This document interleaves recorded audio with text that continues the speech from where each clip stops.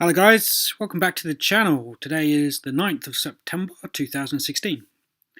This is just going to be a news update from around the world, what's happening, what's going on. And we're going to start off with this article from RT. MasterCard sued for $19 billion in Britain's biggest damages claim. The leading global payment company, MasterCard, is being sued for £14 billion, $19 billion in damages. The company allegedly charged its 46 million UK customers excessive fees for using its cards, according to court documents filed in London. The company set unlawfully high fees to stores when shoppers swipe their debit card or credit cards, and it has been doing it for 16 years, since 1992 and 2008. So, long and short of that story is, guys, that is a whopping big fine. So it'll be interesting to see what happens financially with that. Can MasterCard sustain such court orders? Well, of course they can, because they can just print up. This will probably all get wrapped up into the next round of quantitative easing that will bail out MasterCard. Next up is from The Guardian. Former Tesco directors charged with fraud over accounting scandal. Cole Rogberg, Christopher Bush and John Sculler to appear at Westminster Magistrates Court on the 22nd of September. And for anybody who isn't aware what Tesco's is, it's like the Walmart of the UK. It's a huge shopping store for food, electronics, goods, and basically anything you would need. There are several Tesco's in every single town and city throughout the UK. 3 former senior directors at Tesco's have been charged with fraud in relation to a $263 million plus accounting scandal at the supermarket chain. The former finance director of Tesco UK, the former managing director of Tesco UK, and the former commercial director for food have all been charged with 1 count of fraud by abuse of position and 1 count of false accounting. Now, what will be interesting to see through this is whether they just have to pay a fine or whether they get imprisoned. So again from The Guardian, could the US and Russia be about to strike a deal on Syria? Despite frosty relations, Moscow and Washington seem to be on the brink of an ambiguous agreement. So what I find quite funny about this article is US and Russia aircraft came within 3 meters, 10 feet of colliding this week over the Black Sea. Now we know they weren't colliding, it was a close flyby to let them know, hey guys, you got to turn around or we will shoot you out the sky. And the article goes on to say, Barack Obama and Vladimir Putin give each other the death stare. And for all those not aware, news as of this week was Vladimir Putin's chauffeur, who died in a horror smash, was assassinated by Western spies to send a violent message to Russian president. So all across the media at the moment, or the alternative media and the mainstream media, you had a car that swerved from one lane into another, hitting Vladimir Putin's car and instantly killing the driver. Now, Vladimir Putin was meant to be inside that car, but for whatever reason, he wasn't. And this is supposedly his most loyal favourite driver for 40-odd years, dead. So I find it funny that today, the UK media have come out with death stare. Bear in mind that an assassination attempt has already just taken place on Vladimir's life. The relationship between Washington, DC and Moscow is never easy, but it appears the two are edging towards a deal that would lead to them operating almost as a joint force in Syria. And following on from a lot of my other videos, we all know that the West are controlling the Islamic fighting inside of Syria. Vladimir Putin has been calling them out. Президент Обама упомянул об одной из угроз, это ИГИЛ. Ну а кто помогал вооружать людей, которые в Сирии боролись с Асадом-то? Кто создавал благоприятный политический информационный климат? Кто подталкивал к поставкам оружия? А вы чего, разве вы не понимаете, кто там воюет? Там воюют наемники. В основном. Вы знаете, что там платят деньги? И они воюют там, где платят больше. Вот они вооружились, им платят определенную сумму. Мне даже называли эти суммы, которые им платят. Они там воюют уже с оружием, все, у них уже не отнимешь. Потом выяснилось, что в другом месте чуть-чуть начали побольше платить. Они там туда перетекут. Хорошо, в Ираке там воюют, плохо. В Ливии там все довели до того, что вашего посла убили в Ливии. Мы что ли это сделали? Приняли решение в свое время Совета Безопасности. О чем? Значит, бесполетную зону сделать. Для чего? Для того, чтобы не могли летать самолеты Каддафи и бомбить боевиков. Тоже считаю не самое лучшее решение. Ну ладно. А что на самом деле сделали? Начали сами наносить удары, в том числе и по территории. Явное, грубое нарушение резолюции Совета Безопасности ООН. Практически агрессия без всякой резолюции. Это мы что ли сделали? Это же вы сделали своими руками. А закончилось чем? Убийством вашего посла. Кто виноват? Сами виноваты. Вот.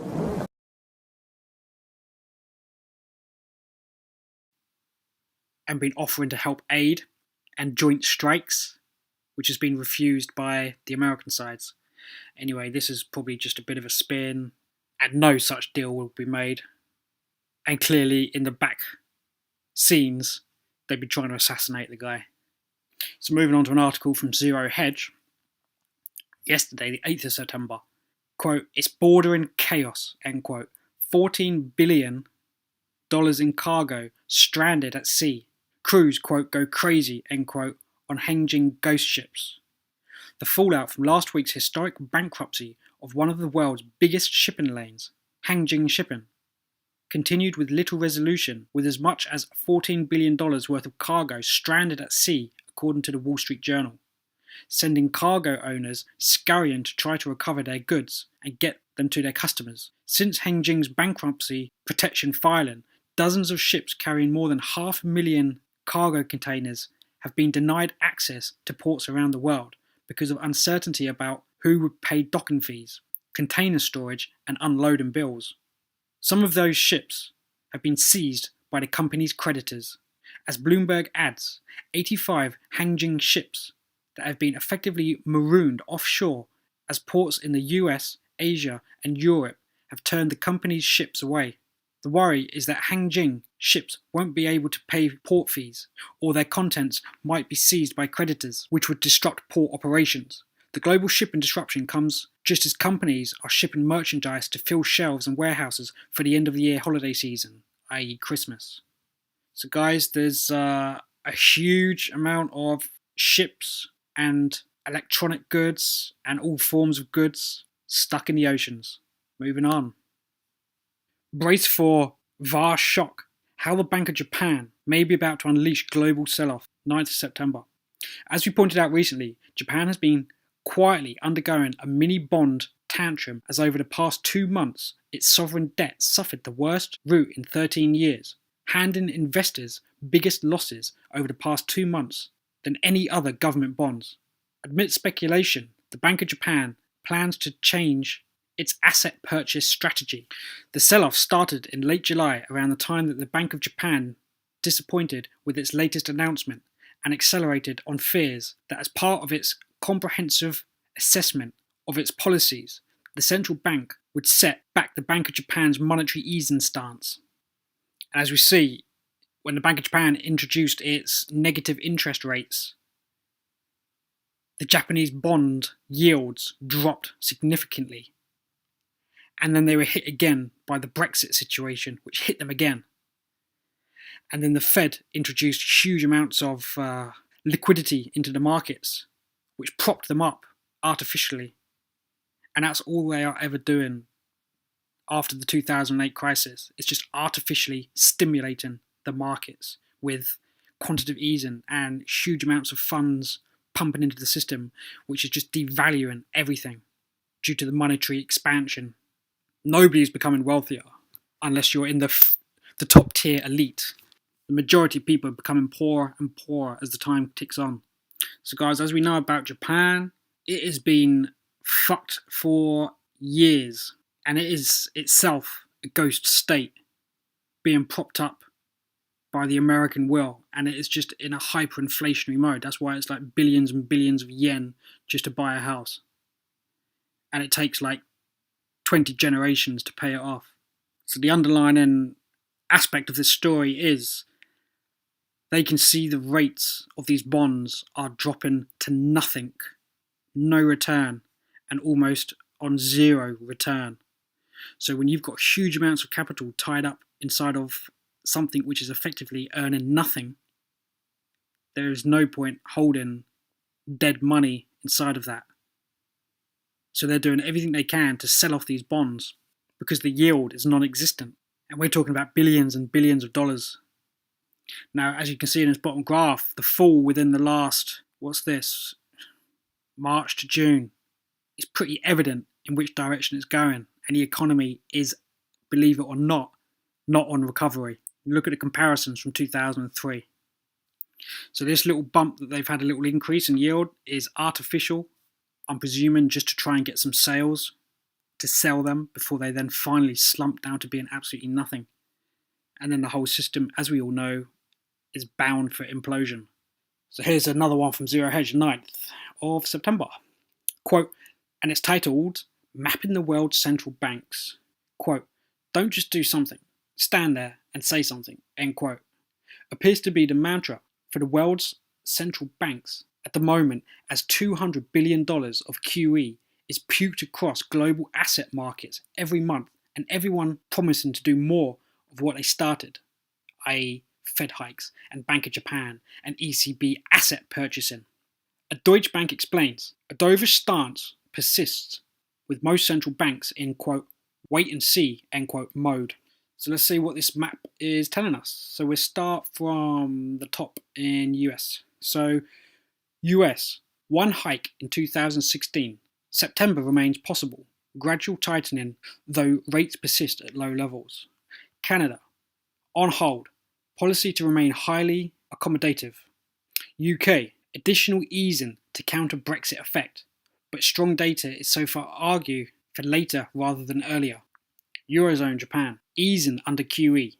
QQE, an ultra-low rate continues, but no material additional easing. China, slowing growth to prompt one rate cut by year end, but may see more aggressive easing. India, limited scope for rate cuts to support growth. South Africa, likely extended pause in hiking cycle given poor growth. Small probability of one more hike. Turkey, rising inflationary expectations limit easing cycle. Brazil, ease in inflation gives space for rate cut to support weak economy, but monetary easing likely to be backloaded. Mexico, monetary policy to follow Fed tightening. We don't expect delays or preemptive hikes versus Fed. So basically, what does this mean, guys? Well, the green is indicating pumping money into the system, which basically plugs the holes of effectively depression stances in the economy by artificially making the numbers appear strong. And then you'll have articles coming out in the newspapers saying everything's fine, we're on a GDP growth of whatever, when in reality all they're doing is just plugging the hole. You then have, and the guys on red are trying to maintain a high value of currency, as in a higher level of exchange rate compared to other currencies, giving the impression that it is a stable currency in the markets. And then obviously the yellow is an in-betweener. Carrying on with the article, which is no surprise, as global growth is expected to fall to its slowest place post-crisis in 2016, following broad-based downgrades throughout this year. As you can see, global forecast for 2016, it's a global meltdown. Moving on to the next topic. Which is from Sputnik News. A turning point. Russia all set to build Iran's Bushehr 2 NPP by 2019.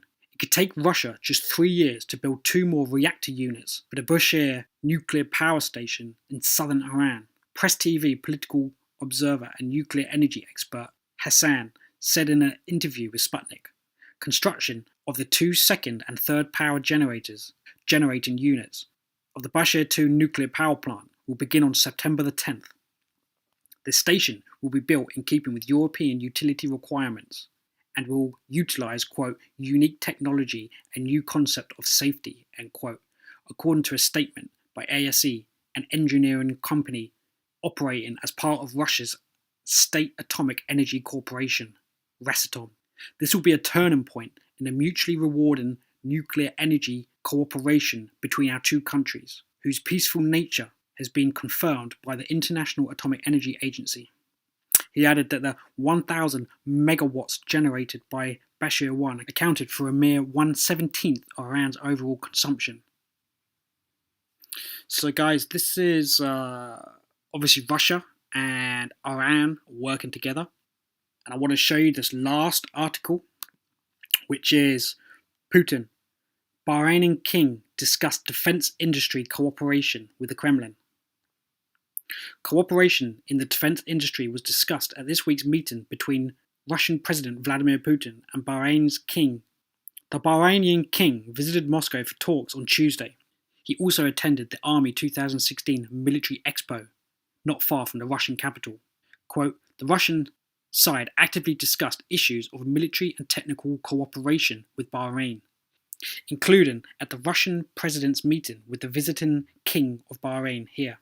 This came in response to a question by journalists whether the two countries discussed the possibility of Russian exports of S-400 air defense systems to Bahrain. And if you guys managed to watch my previous videos, then you will know that Iran and Bahrain are bar two of the only countries in that Eastern Bloc that the globalists haven't taken out yet. Not yet anyway. So Russia is seeing it as a huge defensive move because they've been trying to talk to any nation on their borders who would like to team up with them, basically, against the imposing forces of the West, pounding down on their doorstep. Obviously, Syria has been taken out already, so this will all be the red bloc. You've got Iran in between the middle here, and you've got Russia up to the north up here. And you've got Bahrain in this little section there. So at the minute, these are the two countries that are doing deals with Russia. And you can see that there's probably going to be an insurgency of terrorism that happens to go inside of Iran. And by chance, you have all these military bases ready to strike and take that out, which will probably create, if not World War III, then it won't be far before that, because then the American NATO forces are on the Russian border and they're beyond the Chinese border, and they will have both China and Russia encircled by military bases, personnel. So that is why you're having Russia prepared to basically support these two nations from the so-called Islamic State moving in. And also they want to obviously create air defenses and whatever they need to do to prevent airstrikes. So this will be an interesting topic that will play out across the next couple of months. Obviously they're still dealing with the Syria situation, but as I've covered this more than enough in the previous video, I'll leave it there. So guys, I'm now going to go on to the precious metals updates, which I'm aware I haven't done for a couple of weeks, so apologies for that. So I'll get onto that as soon as the markets close. Thanks a lot for watching.